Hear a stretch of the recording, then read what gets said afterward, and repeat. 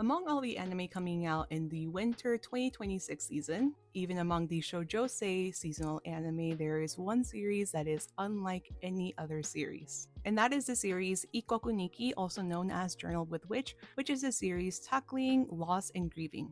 I'm coming into this series as an anime only, but I was really intrigued to know that this series follows a 35-year-old woman. What can I say? As a 36-year-old woman, whenever I see a protagonist that is very close to age, I know I'm probably going to be relating to her struggles a little bit more. And spoiler, I did end up relating to her, and I also ended up crying while watching episode 1. Ikoku Nikki follows a 35-year-old recluse novelist. Her name is Makio. While she was growing up, she was being berated by her older sister to the point that she ended up hating her older sister. So one day, as she is commuting on the train and listening to the news, she feels absolutely nothing upon listening to the news that her sister and her husband have tragically passed away in a car accident. Even when she's called to identify the bodies, she feels absolutely nothing, but it is in that moment that she is reunited with her niece, Asa, the 15-year-old daughter of her older sister, who now doesn't have either parent. Although Makio doesn't really feel anything for Asa because they haven't spent any time together as family,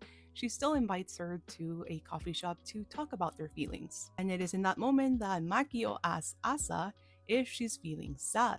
And Asa, as a 15-year-old girl that just lost both of her parents, she doesn't really know how to think or what to think. So instead, she asks Makio the same thing, and Makio replies very bluntly that she's not sad. You might think that Makio is completely heartless, but at that moment, you really get to see how complex dealing with death truly is. And despite Makio not really feeling any strong attachment to Asa, she still takes her in. And knowing that the young teen is struggling processing the death of her parents, she encourages her to start a journal. A journal where she can write anything and everything or nothing at all. This way, Asa can process her own feelings regarding losing both of her parents and eventually learn to move on with her life. Yes, it is that type of story, so if you're one that tends to cry a lot, definitely have tissues on hand. Coping with death is extremely complex, even for someone like me that has dealt with it multiple times throughout her life, including coping with death as a child.